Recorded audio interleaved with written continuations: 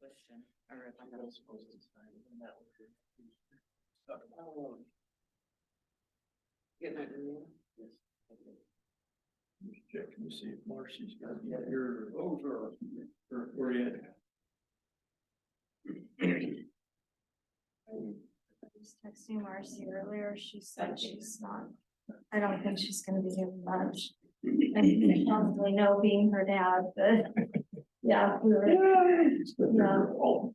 yeah, Night last night or night Yeah. before, whatever night it was. we were talking about this, the executive session tomorrow, so. It was,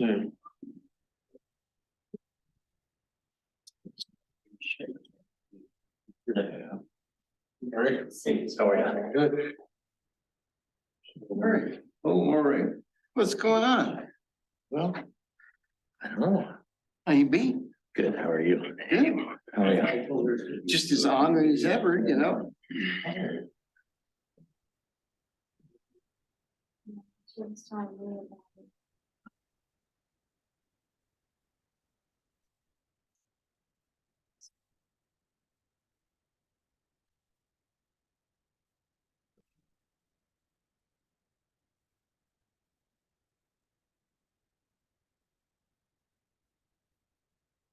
Brian joined by Sue. I thought she was still.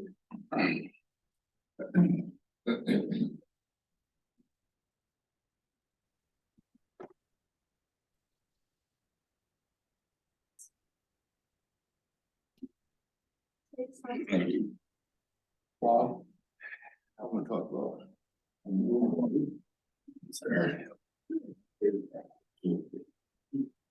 so there's Marcy. No, No, I didn't send it. Right. I did. Right.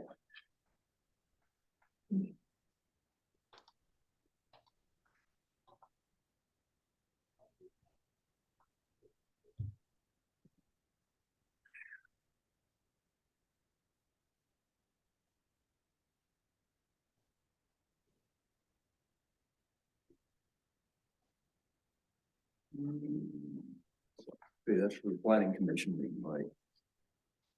Yeah. Okay, yeah.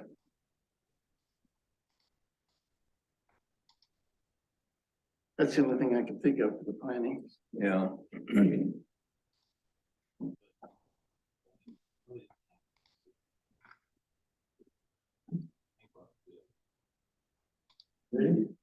Once you guys are up and rolling, we're gonna go back to the front office, but when you guys are done, just come get me. I got 3:01, we'll call the Yamhill Water Committee meeting to order. Roll call, please. Okay. That's in here. See, we have Marcy online. Hi, Dane here. We have Joel and John. Thank you. Any public comment before we get started? Okay, you want to go ahead first, Bob? No, it doesn't matter. My name's Robert Davis. I live at 212 North Maple Street.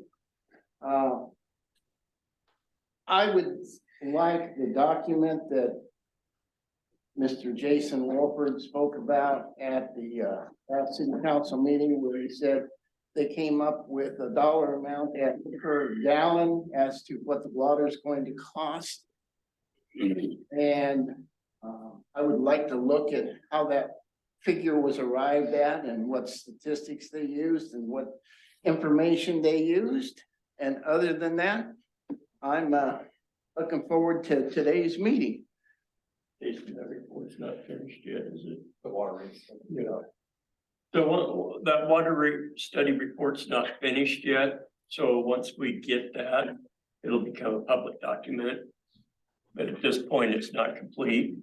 So that was a summary, correct me if I'm wrong, that was a summary of what that report is, but it's not complete yet. I see. So that's And why it's not out. any idea when it's going to be completed? Month, By a couple of weeks, probably the early part of March. early part of March? Oh, okay. All right, good. I look forward to seeing it. Thank you. That's where we're at. We're all anxious to get that report. Yeah, yes, yeah. Does that include the sewer too, Jason? No, it does not. Are you planning on doing something for the sewer? Not at this time. Because when the 57 homes come online, you're already maxed out in your ponds, from what I understand. And that's just gonna add more to what's already there. That's true. That's true. So, I'm sure that'll be coming. That's another committee. yeah. We're just worried about the water coming in. Yeah, yeah. Another committee's probably figuring out how to get it out. Jay, did you have something? Yeah, Jay Desborough, 515 East Main Street. I see on the agenda, we have I, which is water rates. And I know that the city's been doing some studies on the cost to produce water. Well, there are two things that I want to make sure that get brought out to the public on this is one is unbilled water. Water that's provided to users that they are not charged for. The second is unpaid water and sewer bills. I've requested a document from the city to find out what that is, because at one of the previous council meetings, there was an inference that may be a large amount of money, tens of thousands of dollars that are owed the city in water and sewer bills. Kim said she provided the mayor with a report last May, but she has been kind of putting me off on providing the report that I've requested. But I think that is a factor that needs to be publicized when you're going to go out and ask people to pay more money for water. Jason, I believe they're looking at what they including that in that report, It's a known commodity that, or the individuals doing the rate study know about the disparity of some Okay. unpaid water bills, so. Thank you. I think a lot of that will come out in that report, which some of it, we'll answer some questions and help us get a little closer. Any other public comment? I think our big thing today, we're kind of going old business, this log jam thing, and I think Jason, you've got Joel and some others maybe to help. Yeah, I'll allow Joel to introduce himself. He's the water resource officer. And he can go over some of the facts that he's collected and some other things that he knows of with the water advisory committee. So Joel, feel free to kind of take the floor. Yeah, so thanks. My name is Joel Plon, and I'm the District 22 Water Master with the State of Oregon Water Resources Department. I primarily cover Yamhill, Polk, and Benton County, and I'm tasked with distributing and enforcing water law. So typically, what I do during like summer months is when a water right holder doesn't have enough water for their right, they call me and I'll verify that. If that's the case, then I can regulate off junior users on a stream system to get that user their flow. I got involved with the city of Yamhill back in 2021 in August, I think is when I got a call from the city just saying, you know, we're running low on water up at our diversion on Turner Creek. And so that's when I started kind of digging into the water rights that the city holds, learning about how the system works up there. And then we went out, you know, and did a stream flow measurement in August of 2021 just to see what's there. As far as kind of regulation, there isn't anybody above the city of Yamhill, so they can't, you know, it's not like typically I deal with farmers where there's a lot of users on a stream system, and if you run out, we can regulate users to get them their water. In this case, it's kind of Mother Nature provides up there, and what you have coming in is what we have to deal with. And then I was asked to come to this meeting just to kind of hear about your ideas about possibly doing a dam or a log jam. It sounds like below the intake for the city's diversion. And so I'm just kind of here to hear what your plans are and maybe guide you in the way and give you kind of some ideas on how to go about you could do that. I think that's what we want, is your ideas of how to go about that. So are you, I guess, Joel, my Joel, question- maybe I can speak to what our strategy is here. Mhm. So you've seen the intake there at the water treatment plant. yeah, I wish I was looking for a picture because I can't really remember it, but yeah, I was there. It's been a while. John? Yeah, so I've got some photos of that I can pull up later in the meeting here. Okay. But one of the issues that the city has is that under really low flow conditions on the stream, we're not getting enough coverage on the fish screen to allow the city to draw water at the prescribed rate because we're exceeding velocities allowed by ODFW. And so the concept here is to put in this log jam, not to allow the city to draw more water, but to increase the pool of water directly in front of the screen. Okay. So that's kind of the high level of what we're looking at here. And so are you thinking about just kind of dropping, just logs in it kind of like just to kind of back a little bit more up? Are we talking inches or are we talking like we need a foot of water? No, backed up?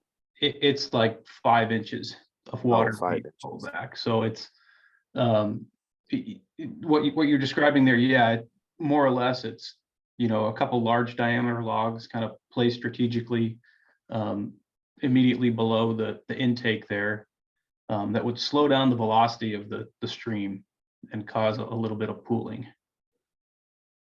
We're Okay. talking, 24-inch diameter or less logs.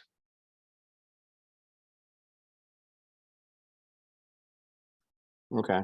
And those would be, engineered to anchor into the banks, or we'd have some strategy there so they wouldn't just, float away as winter conditions spike up high velocities in the stream. But that's kind of where we're coming from on this project.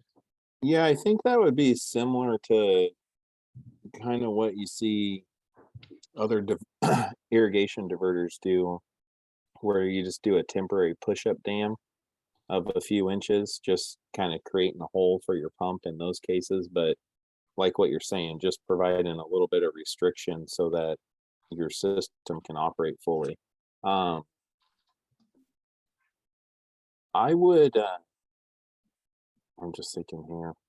And we recognize we have to go through ODFW and DSL to, actually get permitting approval to do all this.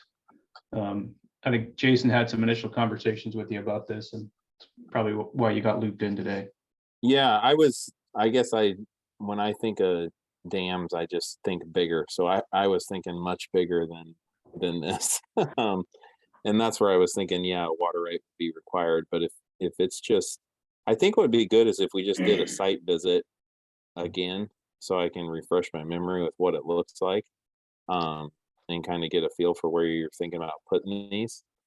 And then I could, tell you whether a right would be needed or not. My guess is probably not for what you're describing, because you're not really storing the water. It's just temporarily slowing it down to allow your intake to work better. Yeah. So yeah, I think a site visit with Jason or somebody run up there and look at it again would help me out a lot. Okay, yeah, we can support that. Okay. Just so I understand, from that information John just gave you, you're thinking, Joel, we wouldn't need a new water right? I'm thinking not. If I want to see it and talk to you about it on site, I think that'll help me. But if it's still letting all the water pass, you know, it's really just slowing it so your intake will operate better. I don't think you would need one. Okay. I don't think you would need a new water.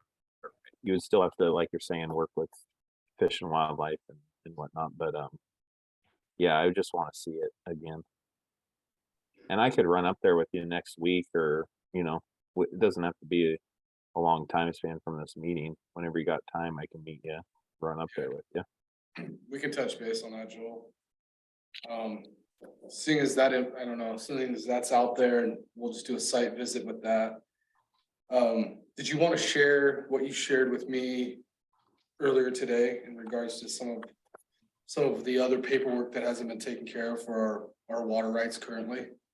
Yeah, so I was looking back at your water rights, and two of the water rights had a transfer filed back in 2010, and that was to add a point of diversion on Turner Creek, which was this new intake system. So it moved the it added this additional point of diversion downstream from where the original dam, I believe, was on Turner Creek. Reading through some of the notes, it talked about that there was a bit of a hillslide that was going to be an issue. And so this transfer was approved, and in the transfer, it sets out some dates for completing the project, and I'm scrolling down to it right now. So the condition in the transfer says that the changes shall be completed and full beneficial use of the water shall be made on or before October 1st, 2016, and a claim of beneficial use prepared by a certified water rights examiner shall be submitted by the applicant to the department within 1 year after the deadline for completion of the changes. And so I was looking through the online records, and I'm not seeing that the claim was ever filed. And so I wanted to know, I guess, who handles your water rights so that I could talk to them and work with them about getting a claim of beneficial use filed, or an extension of time in case, you know, something's not fully done up there. If nothing's done as far as proving up on this, then it could go to, this is down the road, but they'll start sending you letters asking you, you know, are you going to finalize this or not? And then if they don't hear anything, they could terminate the right because they haven't heard anything for finalizing. So we're not to that stage by any means yet. I just noticed it when I was reading the conditions and figured I'd bring it up and work with you now to get it resolved. Okay. And the So claim Joe, is just hiring a water rights examiner to file a claim, which is a form on our website, but it just shows that, you know, you complied with all the conditions of that transfer order and, you know, what you did. And then off of that claim, a certificate of water right is issued, which is the final thing.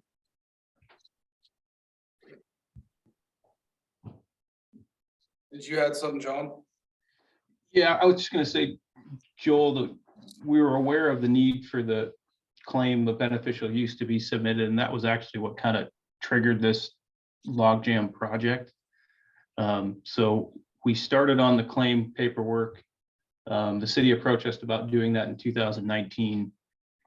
And the hangup we had was that because of this fish screen issue and the water levels at the fish screen, we couldn't get ODFW to sign off on their part of the application.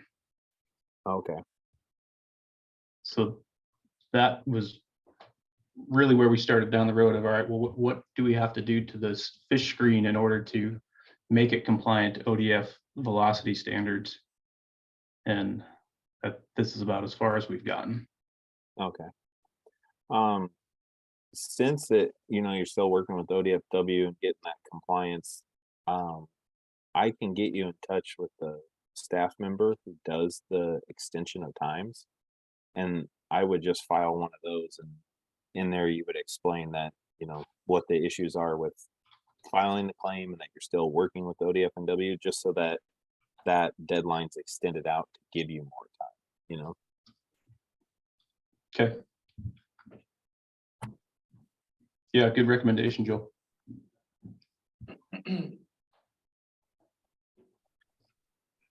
Bill, I don't know if you want to, if you're prepared to make that presentation as far as municipal use over water right. Hopefully I'm saying this, over senior water right users. As far as. Yes. But Yeah, yeah. So one of the things that, and I don't know where it got brought up, I just heard about it, was the idea that domestic use or municipal use takes priority over any other use in a time of shortage. And somebody was telling me this, and I was explaining that that's false. It all goes off of priority. So in a time of shortage, what your use of water is doesn't matter. It all depends on what your priority date is. And the water goes to the most senior user. Now, there is a caveat in statute to that. And what it says is, if a drought is declared by the governor and the Water Resources Commission can then adopt rules that could give precedence to stock watering and human consumption purposes, regardless of the priority date. So just in general regulation in a drought year, if nothing comes from the governor's office, we're purely going to look at priority date, and that's how we would distribute the water. And the reason it came up is because the city has two different water rights. One has a priority date of March 27th, 1940. And there are two senior irrigation rights also on Turner Creek downstream from the city. So let's say, we had an extremely dry year and the city's right for what they're allocated wasn't there. And the irrigators downstream called and made a call for water because they weren't met. Then we could regulate back a portion of the city's right to get those two irrigators their water. Those two irrigators, though, would have to make a call for water. We would have to verify that their rights aren't met and then distribute that water.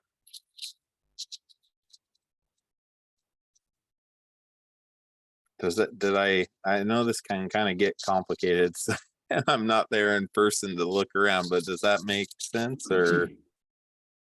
yeah, it does to me. I don't know if anybody else has any questions in regards to that. Any questions, Paul? Nope, water rights are water rights. Marcy, any questions? No questions for me. So it sounds like we need to get Joel out, do the site visit, work on this log jam. And work with John and work on that certificate. Yep. That sound right? Yeah, that's about the order. And the time extension for. Yeah, that's what Brian's talking about. Joel, who do we need to have file that extension? Is that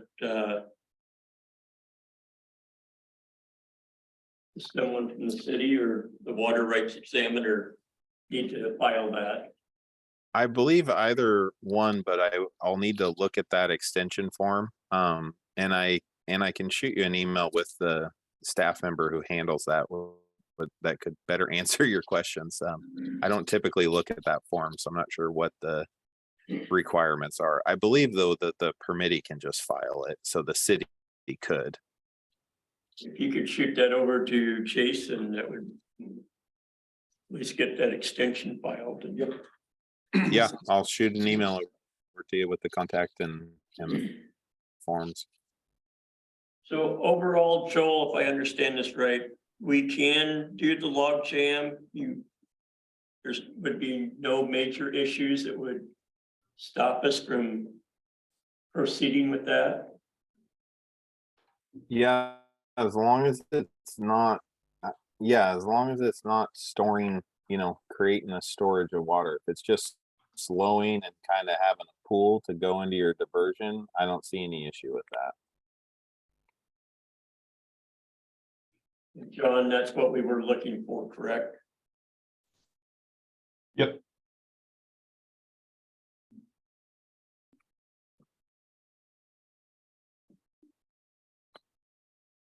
Yeah, and Jason, I've done a number of those extensions on claims, so if you've got questions, as Joel sends that info over, reach out, I can help you through the process.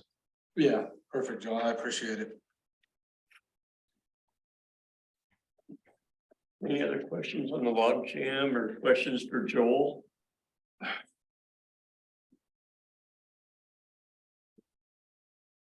No, there again, Joel, I just appreciate your time and we'll get in touch and we'll schedule a date and time and go take a actual site visit once again. And I don't know if you want anybody else kind of encompassed in that, if you want engineering out there at that time, just so they can give you more of an overview of what they're looking at for that project. I know it's kind of out of the starting gates right now at the best. So I don't know if John, is that something you want to be involved with also?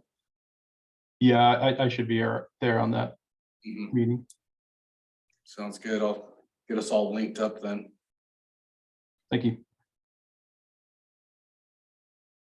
Anything else for Joel? I don't have anything for Joel now. Joel, thank you for your time and for the information, and if you'd like to go home early, we'll let you. All right, thank you. Have a good day. Thanks, Joel.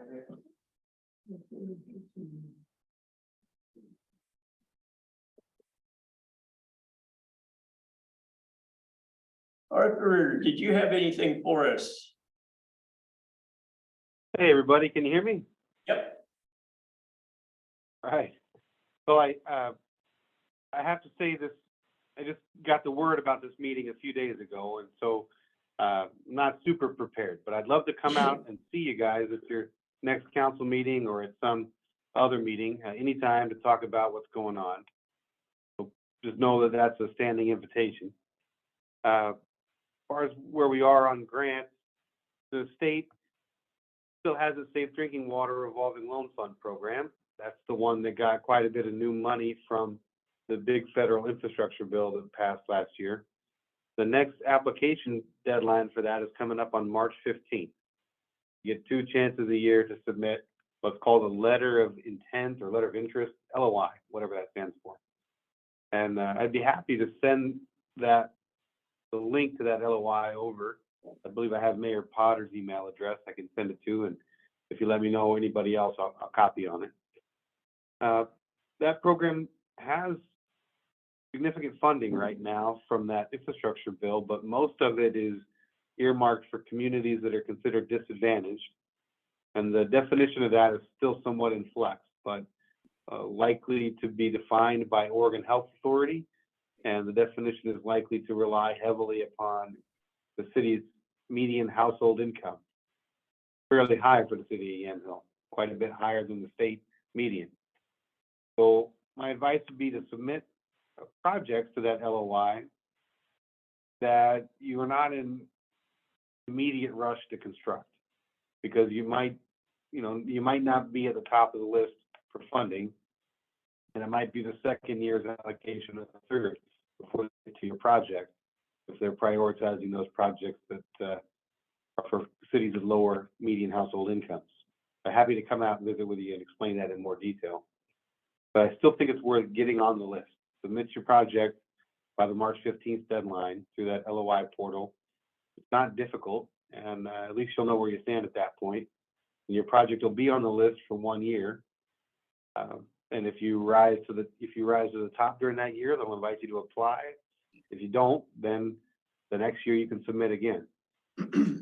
As far as the log jam project, we had invited the city to apply for some funding on that through our water wastewater program, I believe it was. And we sent the invitation to apply, I guess, back in September of 21. So that has expired at this point, but we could certainly open that up again. So if you still want to pursue the logjam project with some Business Oregon funding, I'd be happy to revisit that for you.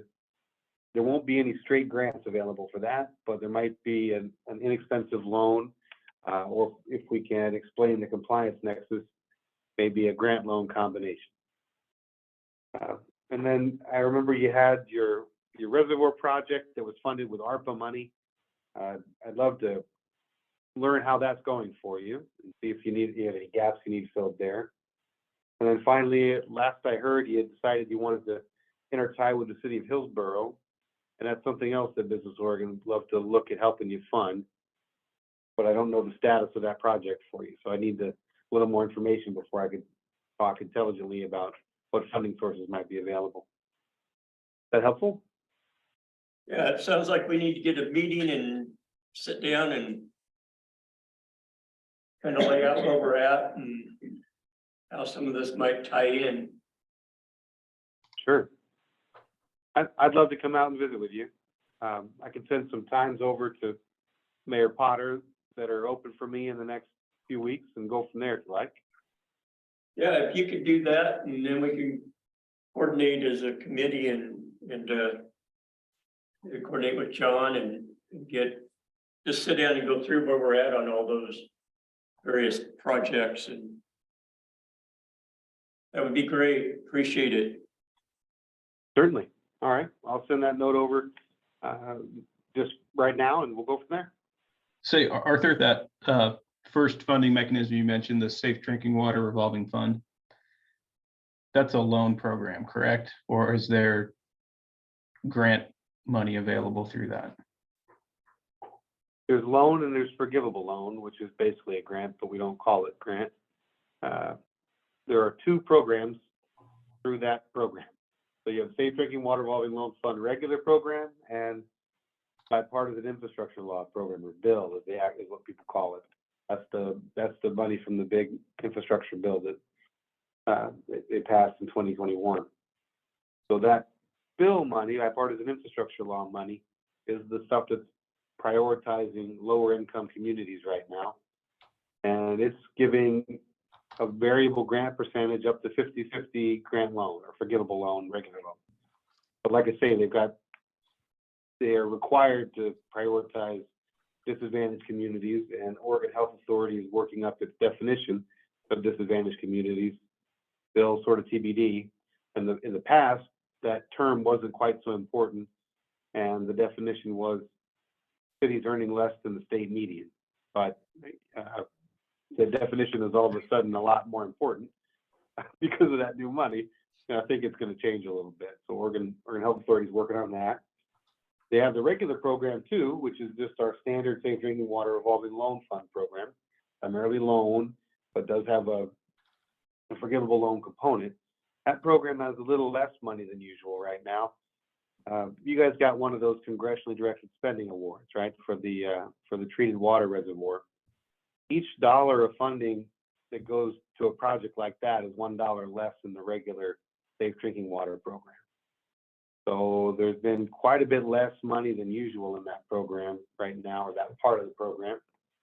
And the only projects they really have money to work on are compliance projects for the lowest income communities. There's significantly less money than normal in that because of all the earmark projects.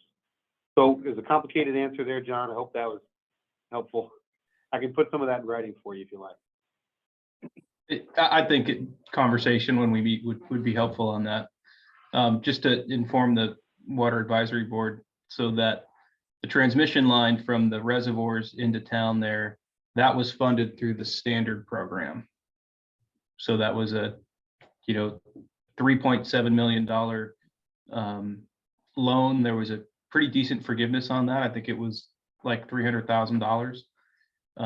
But that, the city's actively paying back that loan now. And the amount of forgivable loan depends upon what type of project it is, depends on the city's incomes and what the city's current user rates are in relation to those incomes. So they have what they call an affordability rate, and it's a percentage of the city's median household income, above which they'd consider the rates to be unaffordable, and you get a little bit more grant out of it. The rate for City of Yam Hill is about $100 a month right now, so fairly high user rate. Thank you.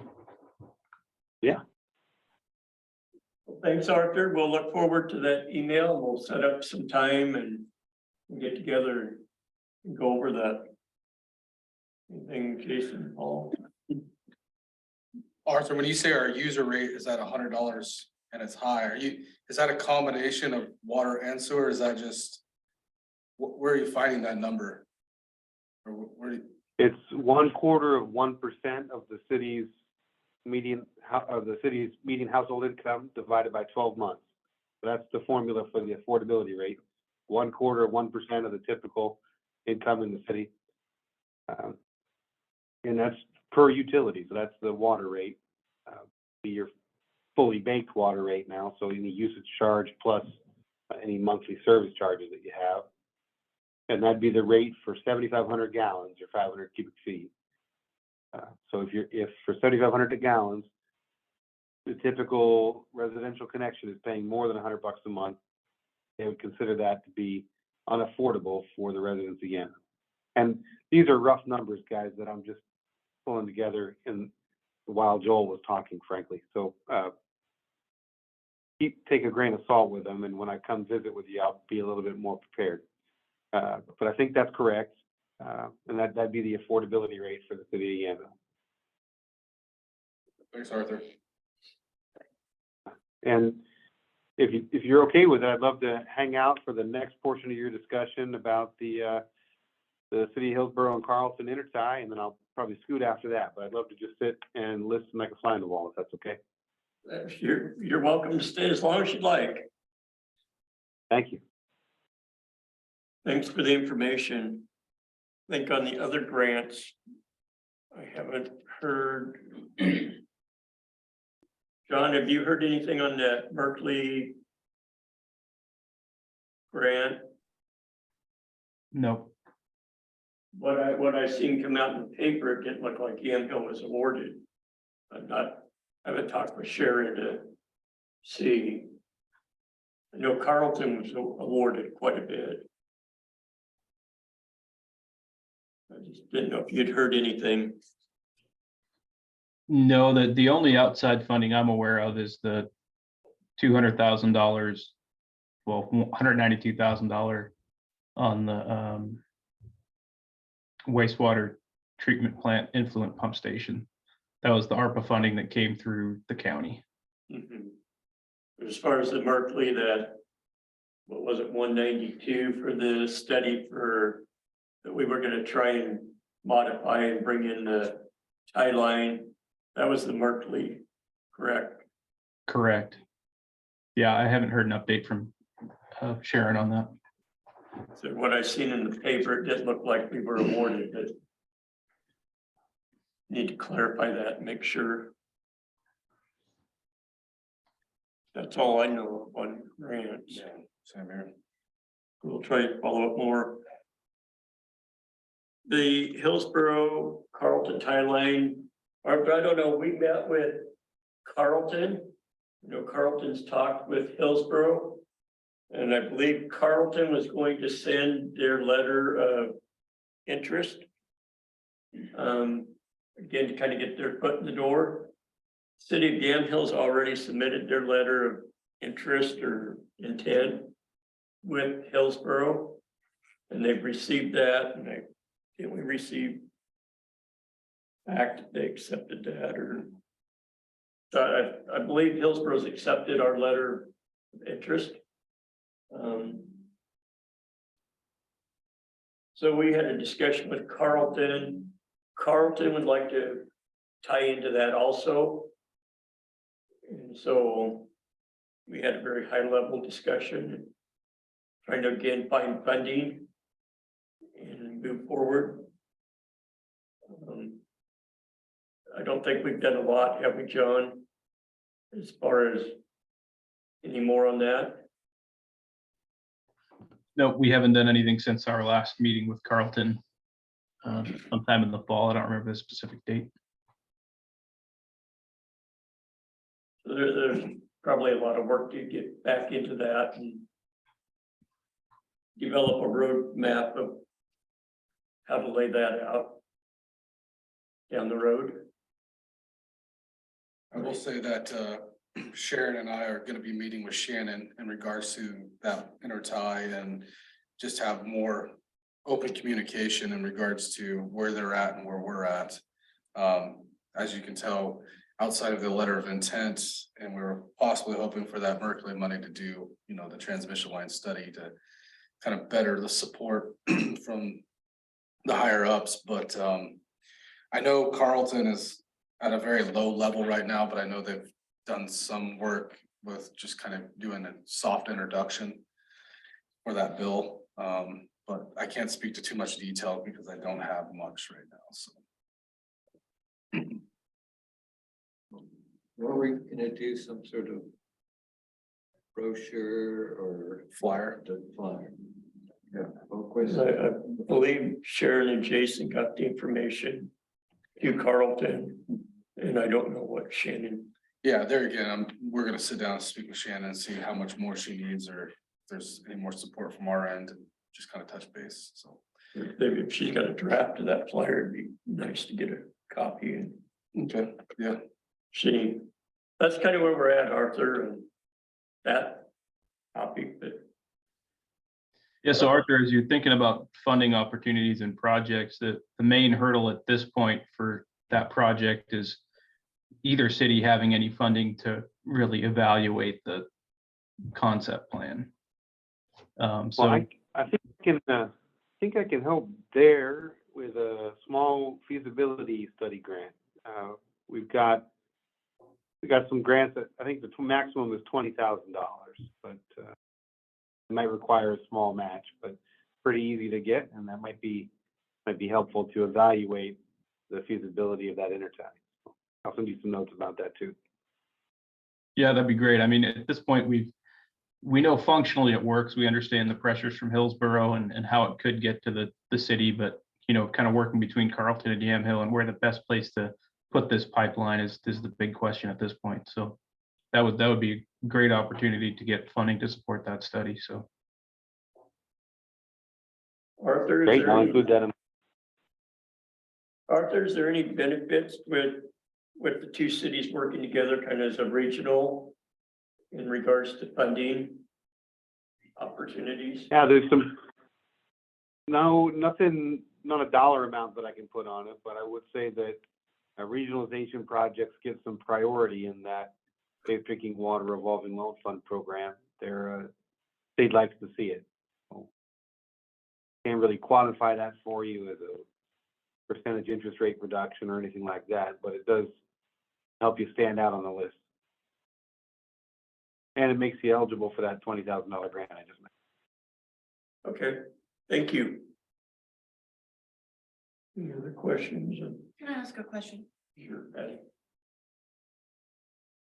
With the new homes going in soon and the weather that we had a year ago, and I know you guys you all work, you all have jobs to do. I'm concerned that this is not more of a priority to the city. Because God forbid, when those 58 new homes go in, and we're gonna have a sewer issue, which you've already talked about, Jason. And there's the outside water districts, nobody wants to shut out anybody off. My concern is that we are going to run out of water, regardless of what you do with the log jam and all of that. If we have an issue like we did a year ago, excuse me, but we're gonna be shit up a creek. I mean, bottom line, and that's an issue, you know? I think if we can work, you know, if we can bring Carlton in, and as Arthur mentioned, there as a regional project that helps us move up on the funding maybe. I've seen it in other grants. If you do a regional project, you get a little better. Murray might be able to correct me if I'm wrong, but I have seen that in the past, that a regional will help move you along maybe a little quicker. I think it's just getting that game plan together and getting, if you don't have your game plan, then you're wasting your time on even trying to find funding. So I think if we can get with Arthur, with John, get the game plan together and then start matching funding opportunities with that game plan and stuff that would help us move along more than a turtle's pace. I hope so. It's just getting all that done, so, Right? yeah. I'm going to be speaking as Yamhill Neighborhood Association now when I say at the last work session council meeting, one of the counselors said, what we need is more storage. And that will be the end all be all to our water issue. Well, I'm sorry, you could put 10 500,000 gallon tanks up on that hill, and you would have about 10 or 12 days of water at the consumption that we were using the water last summer at 525,000 gallons a day. With that said, several months prior, Yamhill Neighborhood Association talked to the city council about what Cornelius has done. Cornelius has put in 36 million gallons of water in underground in a basalt aquifer. Where they found it, I have no idea. But Cornelius is not the only city that's done that in the state of Oregon, and especially across the United States. Lots of cities are putting in the storage system in a basalt aquifer. This is an area that has been underutilized. And when we brought it to the attention of the city council, they basically said, thank you for your comment. So I would ask this Water Advisory Committee to get together with a geologist to find out if truly there is no place within our immediate vicinity that we can't store millions of gallons of water like other cities do. And I'm only bringing this up because it is a valid situation where if you've got lots of water in the wintertime, you can store it up. Like California in this past rainstorm, 26 trillion gallons of water went out to the ocean. How much of it was saved? Very little.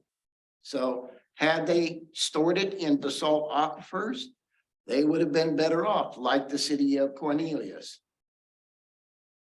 John, quick question. You know what happened? We have any salt aquifers in our area? That's really a high level geology study that hasn't been evaluated to any extent. I'm familiar with ASR Systems. One of the water companies I work with, McNulty Water, has one. Of course, Cornelius has one. Lots of the agencies throughout the Portland area have them. But trying to figure out where that might exist it's a pretty big effort. I think it's certainly worth looking at a high level. But it would be a significant study. Need to get a game plan and then look at funding options for, see if there's even any funding that would support a study.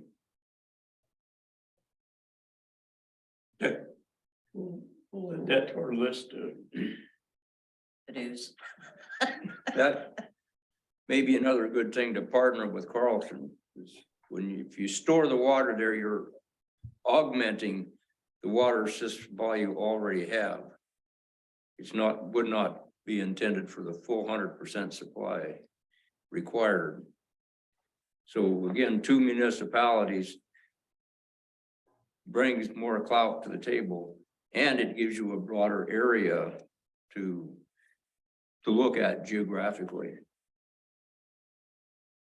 One thing I kind of look at is if we do the tie line with Hillsborough and we tie with Carlton, being able to maybe share water back and forth from, if our system's down, maybe Carlton can help. We can feed back this way and have some two-way traffic as far as water sharing. Again, that's study work and stuff, but I think that would be a long-term goal. I mean, let's just work on the actual intertie right now. Yeah, I think we get Too far ahead of ourselves. right. Anything else on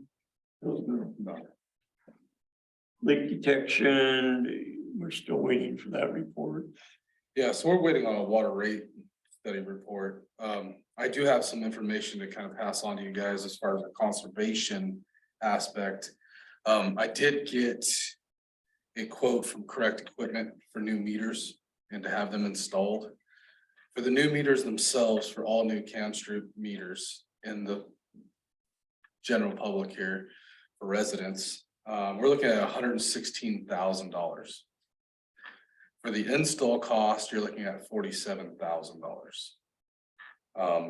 So if we're looking at conservation and water capturability, this might be one of those projects that we go after. There's funding there for this project. So I kind of wanted to more or less not sell it, but kind of get that information out to you guys and get those numbers for you. Capturability is a big thing in our system. Our meters are dated 30, 40, 50 years old. So the city's not capturing all the water usage from a typical residential meter. So if we're looking at bringing in income to the city, we have to look at capturing our greatest asset, which is our water, or a revenue source.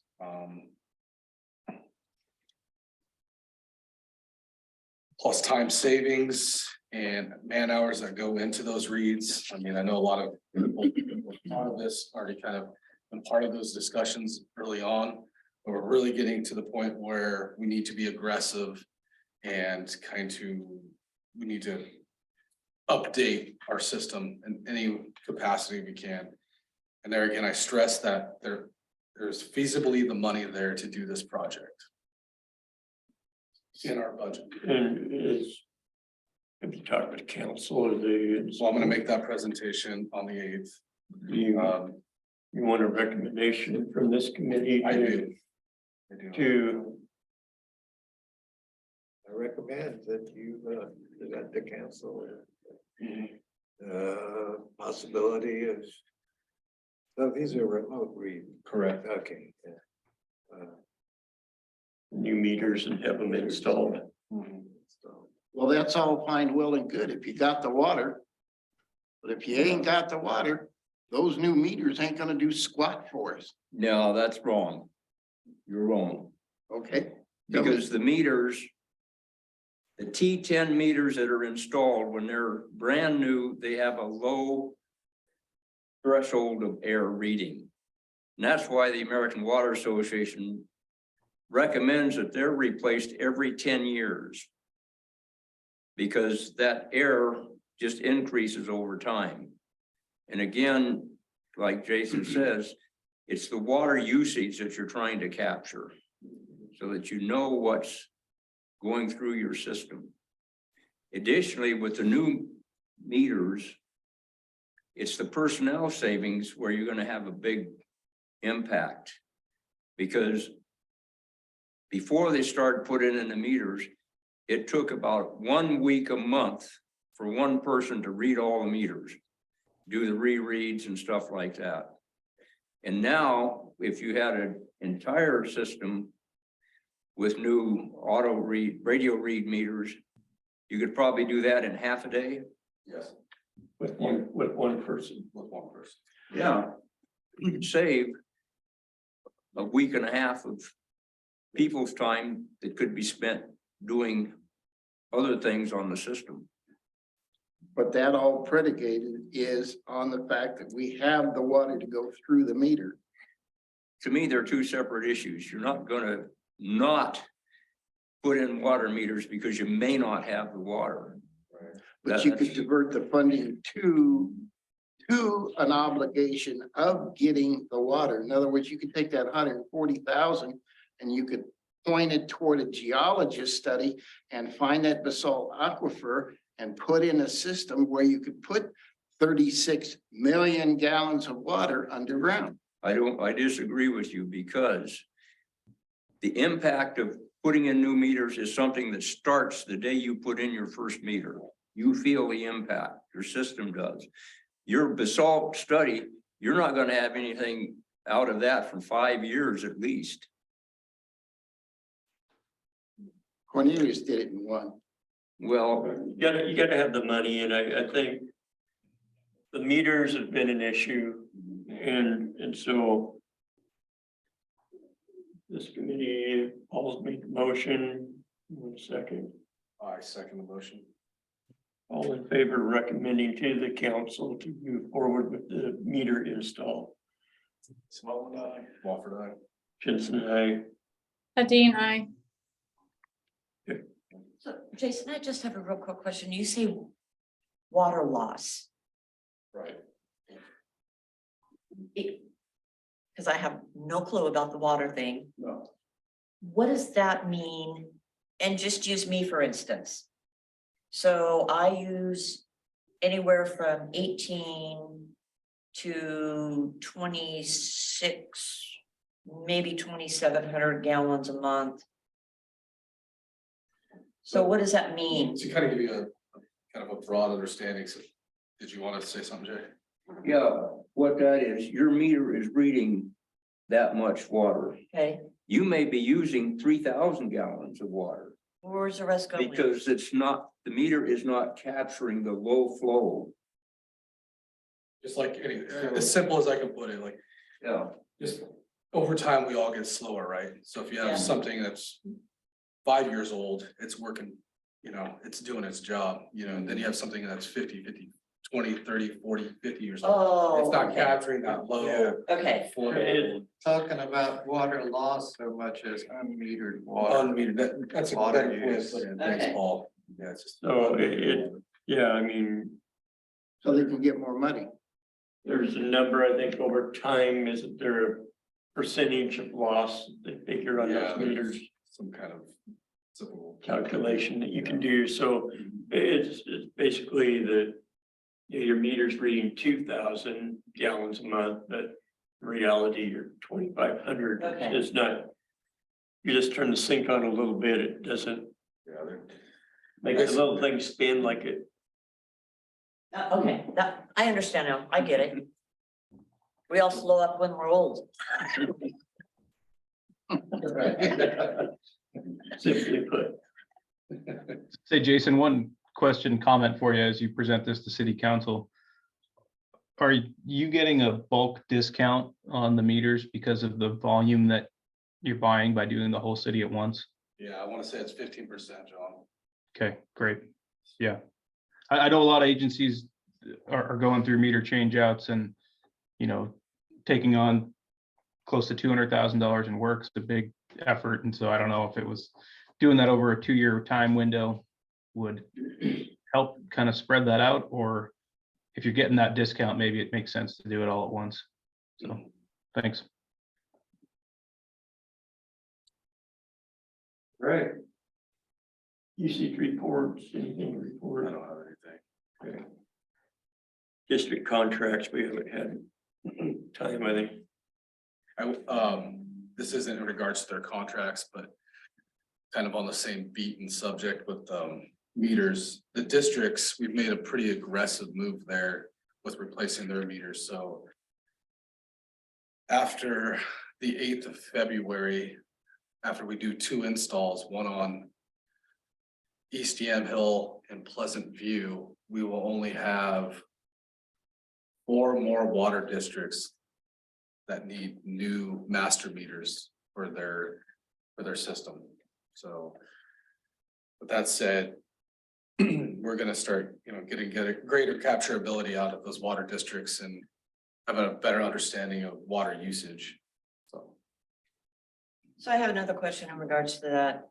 There was, I don't know if it was the last meeting or meeting before, in regards to the contracts, there was a comment, as far as the discussion was concerned, not that came out, but it was on the agenda, that the water committee was going to be asking for suggestions associated with contracts from the outside water districts.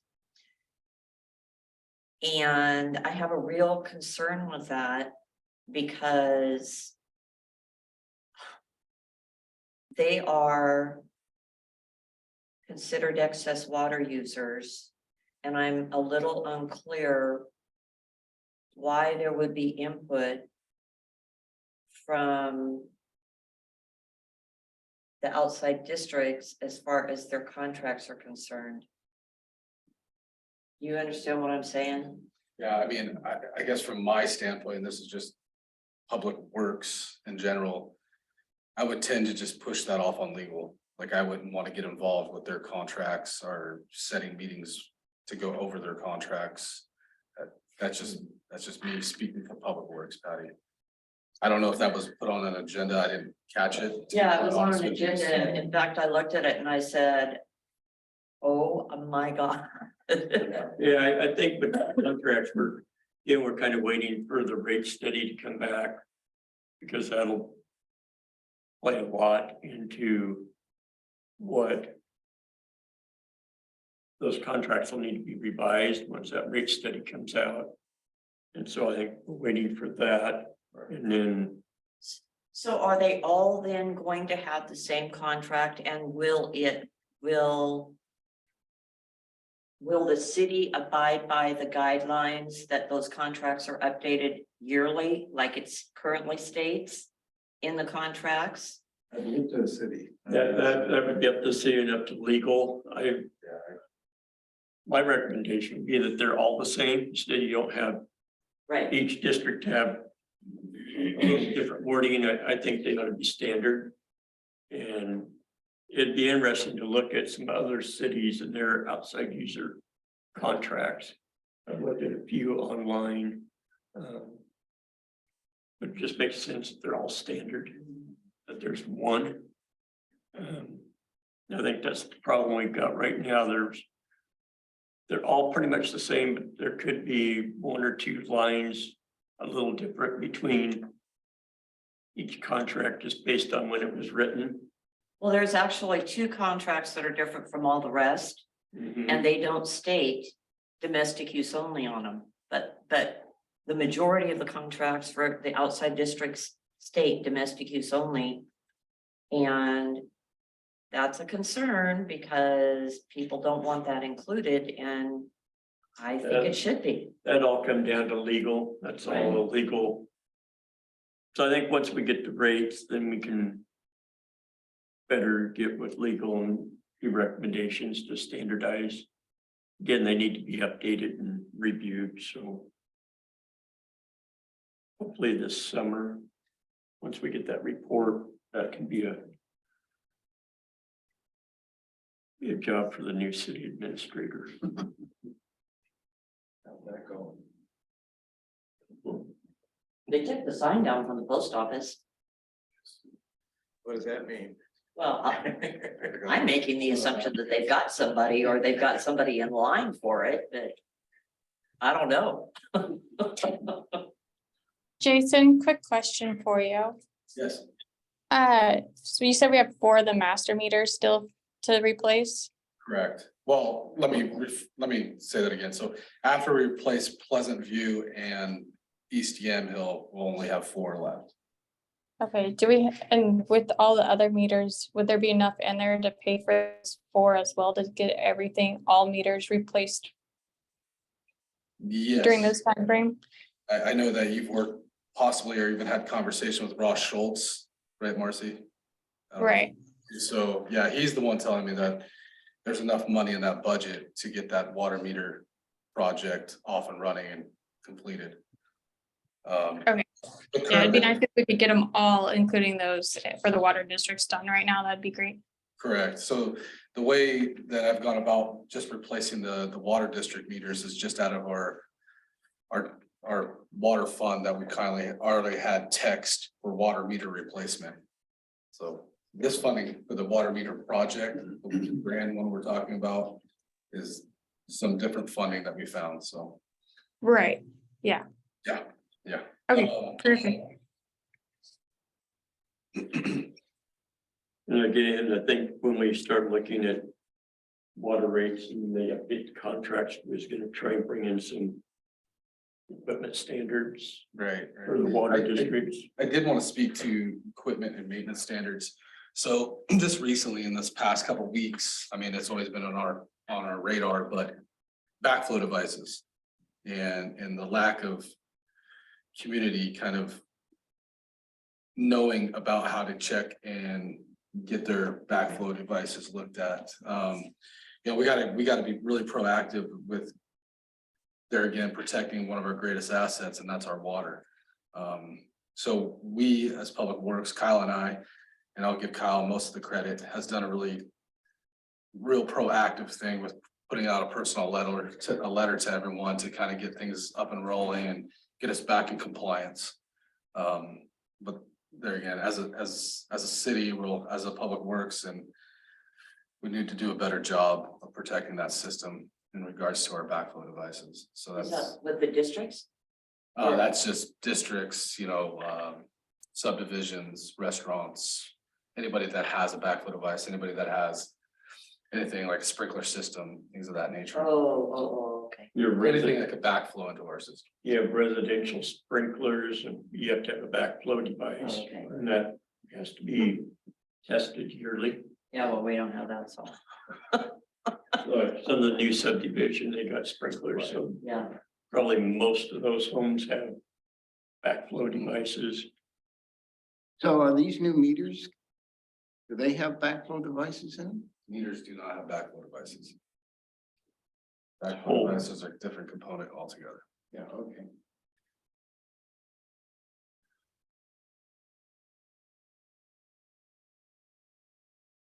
I think everything else on the list, again, we're kind of waiting for the water rates, I'm sorry to stop. got anything? Yeah, I will say, as far as the water rate study, from just the conversations I've had with Tim and the actual numbers that we're looking at, the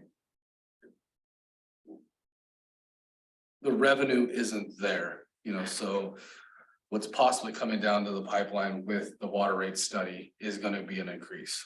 There's gonna be an increase in the water, and it's one of those, it's a tough subject, I'm not gonna put too much out there, but it is coming. The one thing he told me to look at is, do you want to kind of trickle it in, or do we just want to rip the Band-Aid off and kind of, here it is? We're looking at, different ways to approach that, but I do want just the general public to know that at our current rate, we are not capturing enough revenue. So I'm gonna talk on that. So do you have a ballpark? And I'm not gonna hold you to this by any means.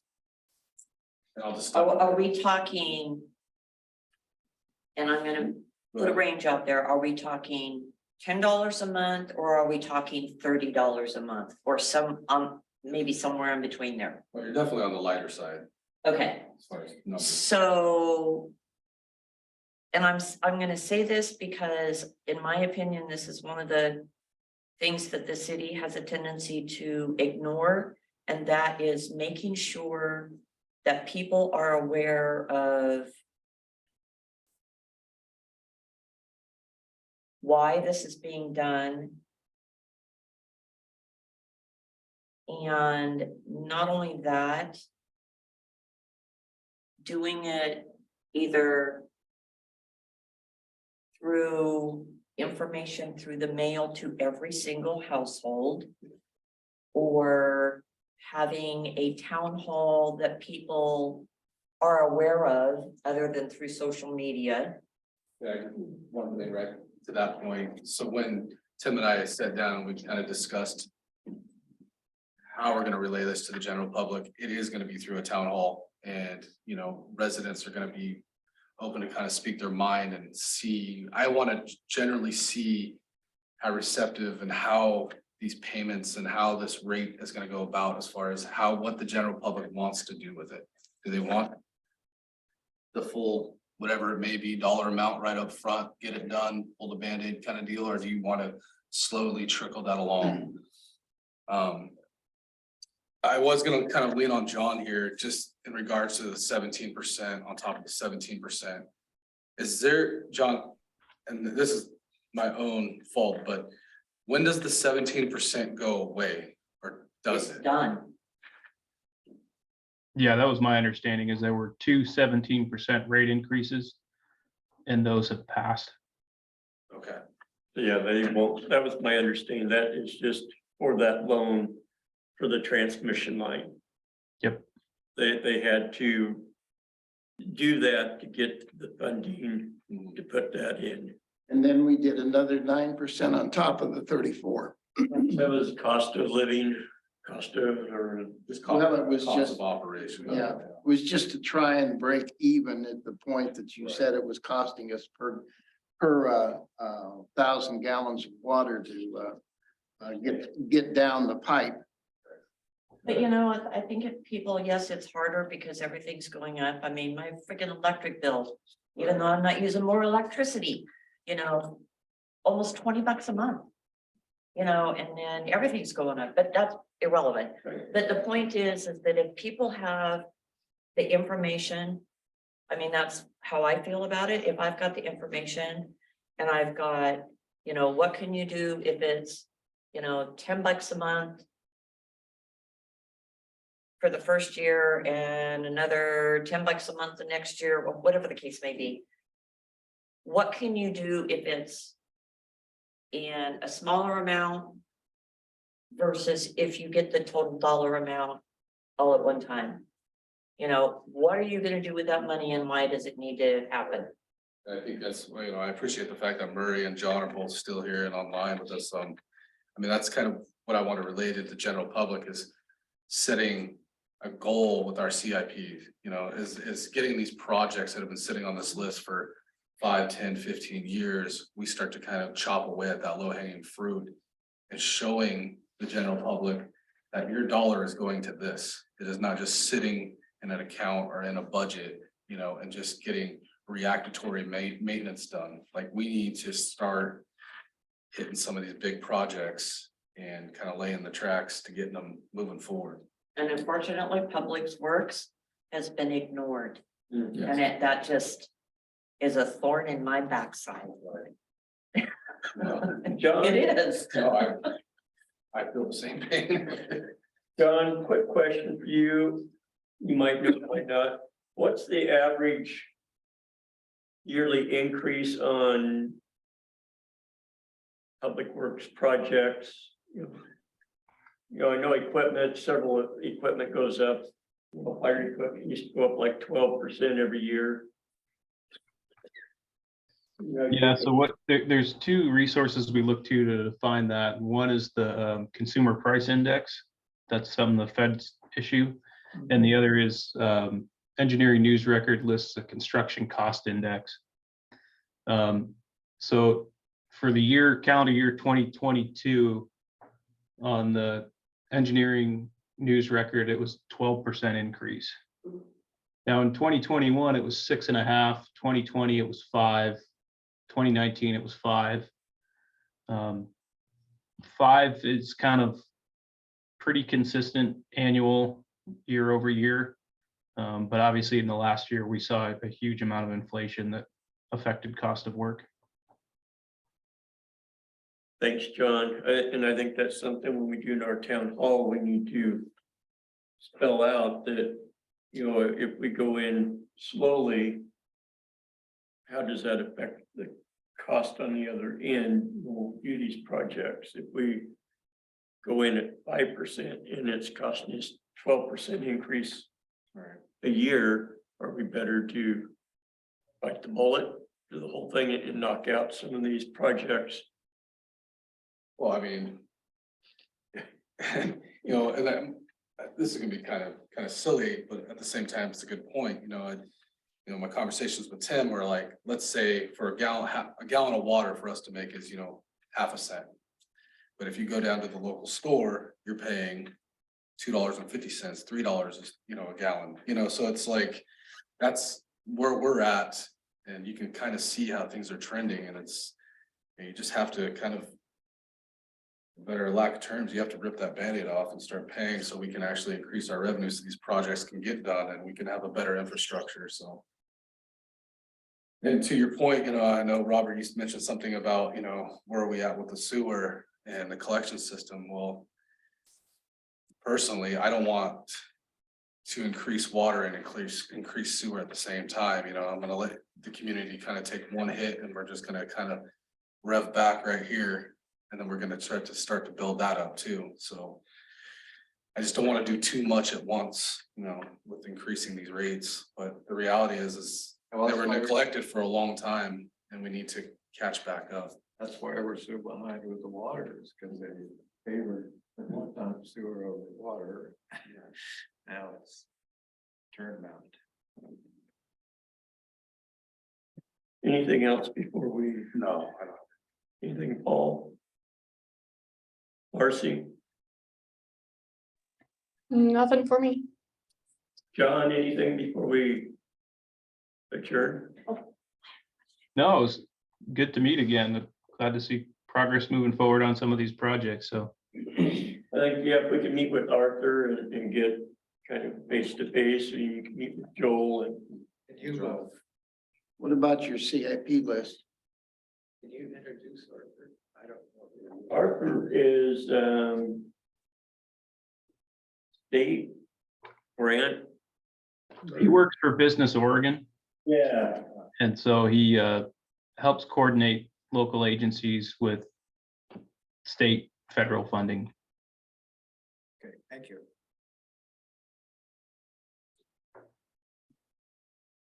So. As right now, we will have our next meeting in February. Your last agenda item is your CIP list review. We don't have that list and in front of us and we didn't get that out. Well, I've got it. Good. How about we just go over the first three, which is the 0 to 5 years, which is already up. So the transmission line under Pike Road. New water storage tank. Water plant upgrade. So we did the water plant upgrades, right?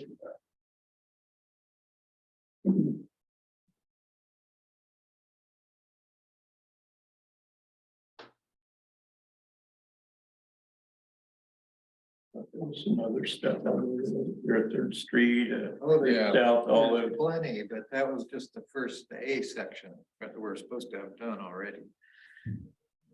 I know one project I'd like to get done off that CIP list, or at least, you know, kind of softly introduced to seeing if it's feasible, was the Third Street project. Once they start, you know, upgrading the line down Hemlock, seeing if we can kind of piggyback off having that contractor already mobilized and working with John to see if that's even feasible. Upgrading that line. Third there. It'd be curious to see where the city's at on their budget, once they start budget committee meetings and see just what's left. I know there was money budgeted for different projects and I just don't know where it ended up at. Our February meeting, we'll try and get an updated CIP list and a updated budget. List and budget.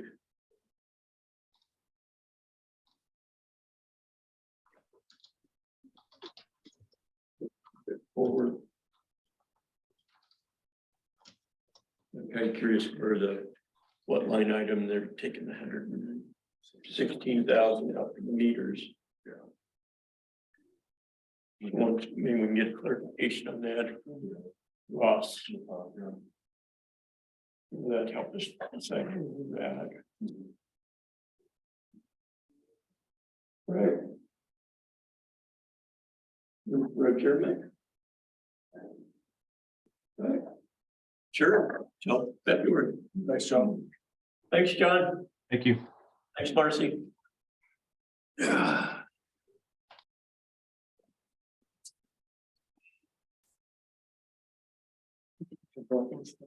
Yeah. Both of them? Water treatment plant. Yeah. And gutters on?